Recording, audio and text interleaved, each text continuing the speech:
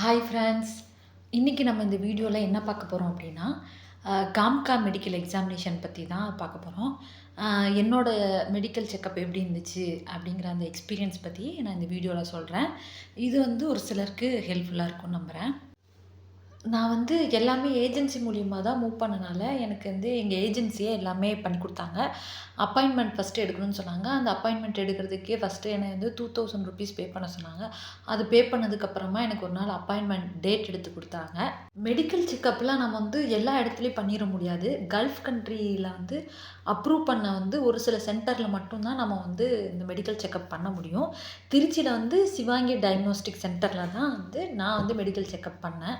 அந்த பிடிஎஃப்லயே மென்ஷன் பண்ணியிருப்பாங்க அந்த சென்டரோட அட்ரஸு. அதப்படி நான் கேட்டுட்டு போனம்போது, அங்க இருக்க யாருக்குமே தெரியலங்க. அந்த பஸ் கண்டக்டர் கேட்டதுக்கு, அவர் வந்து என்னைய வந்து கலைஞர் பஸ் ஸ்டாப், அந்த நியூ பஸ் ஸ்டாப்ல போய் இறக்கி விட்டாரு.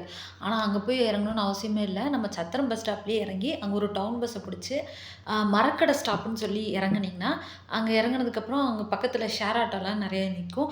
அங்க இருக்க ஆட்டோக்கார்ட்ட கேட்டீங்கன்னாவே, ஃபாரின்க்கு மெடிக்கல் செக்கப் எடுக்கணும் அப்படின்னு கேட்டீங்கன்னா, அவைங்க வந்து கரெக்ட்டா அந்த அட்ரஸ் வந்து காமிச்சு தருவாங்க. அங்கருந்து பஸ் ஸ்டாப்லருந்து ஒரு 5 மினிட்ஸ் வாக்கபிள் டிஸ்டன்ஸ்ல தான் அந்த சென்டர் இருக்கு. நான் இந்த அட்ரஸ் கண்டுபிடிக்கவே ரொம்ப கஷ்டப்பட்டு அலைஞ்சேன். நீங்க யாரும் அந்த கஷ்டப்படக்கூடாதுங்கிறதுக்காக தான் இந்த அட்ரஸ்க்கே இவ்வளோ பெரிய எக்ஸ்ப்ளனேஷன் குடுத்துட்டுருக்கேன். அட்ரஸ்லாம் ஆட்டோக்காரங்கள்ட்ட கேட்குறதாங்க பெஸ்ட்டு.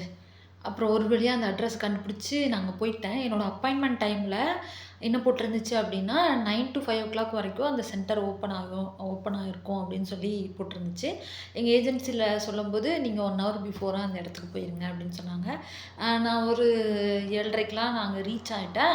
ஆனா கரெக்ட்டா 9:00 தாங்க அந்த சென்டர் ஓப்பன் பண்ணாங்க. அதுக்கு முன்னாடி வரைக்கும் நம்ம வந்து வெளிய தான் நிக்கணும். அங்க வந்து ஓப்பன் பண்றதுக்கு முன்னாடி நம்ம உட்கார்றதுக்குலாம் அங்க இடம் இருக்காது. நீங்க இங்கேருந்து போம்போதே இந்த பாஸ்போர்ட் ஜெராக்ஸு, அந்த appointment copy xerox, Aadhaar card xerox, இதெல்லாம் இங்கேருந்தே எடுத்துட்டு போயிருங்க. ஏன்னா, அங்க மார்னிங் வந்து 10:00 மேல தான் அங்க நியர்பை ஷாப், அந்த ஜெராக்ஸ் ஷாப்லாம் வந்து ஓப்பன் பண்ணுவாங்க. அதனால நீங்க இங்கேருந்து போம்போதே எடுத்துட்டு போயிருங்க. அங்க போய் ஜெராக்ஸ் எடுக்கலான்னு சொல்லி நினைக்காதீங்க. நானும் அப்படிதான் நினச்சுட்டு ஜெராக்ஸ் எடுக்காம போனேன். ஆனா வந்துட்டு 10 மணிக்கு தான் கடை ஓப்பன் ஆகும்ன்னு சொல்லவும், நானும் சுத்தி அலைஞ்சு எனக்கு கால் வலி வந்தது தான் மிச்சம். அப்படியும் நீங்க ஜெராக்ஸ் எடுக்க மறந்துட்டாலும், அந்த சென்டர்லயே ஜெராக்ஸ் எடுத்து தராங்க. அதுக்கான அமௌண்ட் வாங்கிட்டு அந்த ஜெராக்ஸ் எடுத்து குடுத்துர்றாங்க. அதனால நீங்க கவலைப்பட வேணாம். அப்புறம் நீங்க அங்க போம்போது கண்டிப்பா ஒரிஜினல் பாஸ்போர்ட் எடுத்துட்டு போங்க. 8 பாஸ்போர்ட் சைஸ் ஃபோட்டோ, அப்புறம் அப்பாயின்ட்மென்ட் எடுத்த அந்த காப்பி 1, அப்புறம் ஆதார் கார்ட் காப்பி 1 எடுத்துட்டு போங்க. அப்புறம் அங்க வந்து மணி கேட்பாங்க. எவ்வளோ கேட்பாங்க அப்டின்னா 8500. நான் பண்ணும்போது 8500 கேட்டாங்க. ஆனா இப்ப எவ்வளோ இருக்கு அப்டின்னு தெரியல. அது வந்து கார்டோ, ஜிபேல அக்செப்ட் பண்ண மாட்டாங்க. ஒன்லி கேஷ் மட்டும் தான் அக்செப்ட் பண்ணுவாங்க. அதனால இங்கேருந்து போம்போதே நீங்க கேஷா எடுத்துட்டு போயிருங்க. கரெக்ட்டா 9:00 தான் அந்த சென்டர்ல இருக்கவைங்க வந்து அந்த ரிசப்ஷனிஸ்ட் வந்து அந்த டோர்லாம் ஓப்பன் பண்ணாங்க.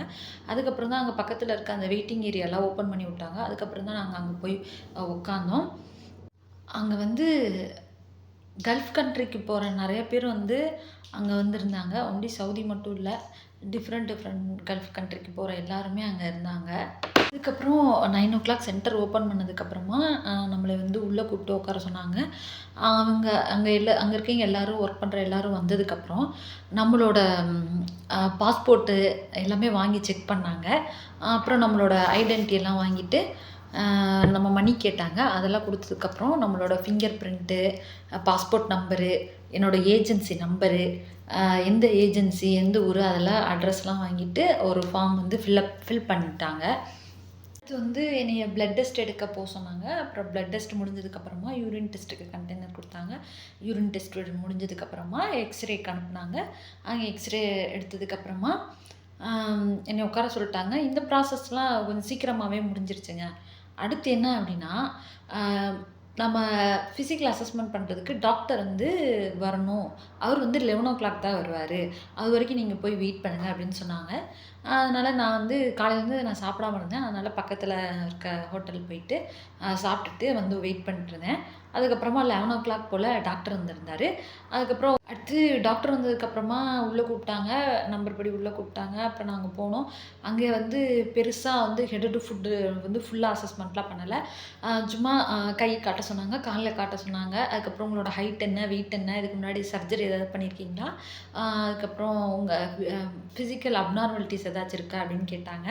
அதெல்லாம் இல்லன்னு சொன்னதுக்கப்புறம், அம் நம்மள வந்து ஐ செக்கப் பண்ண சொன்னாங்க. அது எப்படி பண்ண சொன்னாங்கன்னா, அந்த நம்பர் வந்து அந்த விஷன் போர்டு இருக்குல்லங்க. அந்த 1, 2, 3 அதெல்லாம் படிக்க சொன்னாங்க. அதுக்கப்புறம் அந்த கலர் விஷன் அந்த சார்ட்டு ப ப படிக்க சொன்னாங்க. அதையும் படிச்சதுக்கப்புறம் அவ்வளோதான் முடிஞ்சிச்சுன்னு சொல்ட்டாங்க.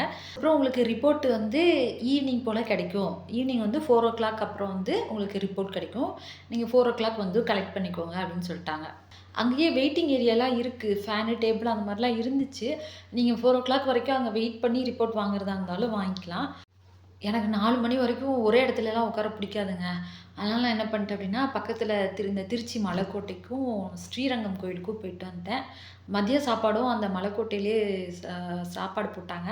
அதையும் வாங்கி சாப்பிட்டுட்டு, அ அந்த மதியத்த அப்டியே கழிச்சுட்டு, கரெக்ட்டா ஒரு 3:50க்கு தாங்க நான் திருப்பி அந்த சென்டருக்கே வந்தேன். நான் வந்ததுமே எனக்கு அந்த ரிப்போர்ட்ட வந்து ஒரு என்வலப் கவர்ல போட்டு குடுத்துட்டாங்க.